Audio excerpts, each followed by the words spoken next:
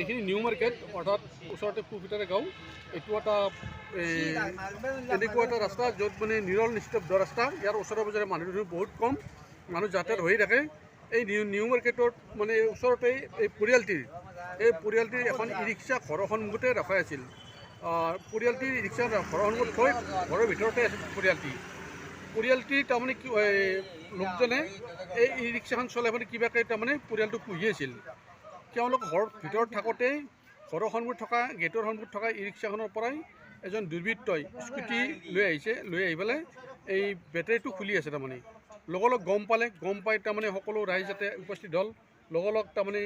দুষ্কৃতিকাৰী চোৰজনক কৰায়ত্ব কৰিলে ইতিমধ্যে ৰঙিয়া আৰক্ষী তৰফৰ পৰা আহি তেখেতক চোৰজনক লৈ গ'লে ইয়াৰ আগতে প্ৰায় 6 মাহমান ধৰি আমাৰ এইটো অঞ্চলত অকল ৰঙিয়া আমাৰ এইটো বুলি নহয় গোটেই সমগ্ৰ ৰঙিয়া অঞ্চল এই চোৰৰ মানে যিটো উৎপাতে বহুত কঁপাই তুলিছে তাৰমানে আগতেও বহুত দিন ধৰি পেলাই ই ৰিক্সাৰ বেটাৰী লৈ যায় আৰু এনেকুৱা বুলি নহয় এই চোৰৰ উৎপাত এনেকুৱা বাঢ়িছে মানুহৰ পৰিয়ালৰ ঘৰৰ ভিতৰত সোমাই বহুত সোণা টকা পইচা আদিও লুটি লৈ যায় এয়েই নহয় আমাৰ জগন্নাথ বুঢ়াঘাট থান ভিতৰত স্থিত জগন্নাথ বুঢ়াঘাট থানৰ শিৱ মন্দিৰৰ পৰা আগতে বহুতবাৰ পইচা লৈ গৈছে এইবাৰো এইকেইদিনমান আগতে জগন্নাথ মন্দিৰৰ ভিতৰত প্ৰৱেশ কৰিব বিচাৰিছিল কিন্তু ব্যৰ্থ হ'ল তলটোৰ দৰ্জাৰ হেণ্ডেল ভাঙি প্ৰৱেশ কৰিব বিচাৰি মানে প্ৰভুৰ যিটো মানে বিগ্ৰহ দেখা পাই ভয়তে পলাই গুচি গ'ল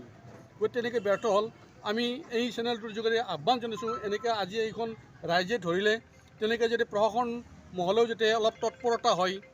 ৰাইজৰ ওচৰতো যদি সহযোগিতা আগবঢ়ায় বহুতখিনি এই দুৰ্বৃত্তবিলাক নিৰ্মূল হৈ যাব চৰকাৰেও ইয়াৰ ওপৰত গুৰুত্ব আৰোপ কৰিব লাগে অলপ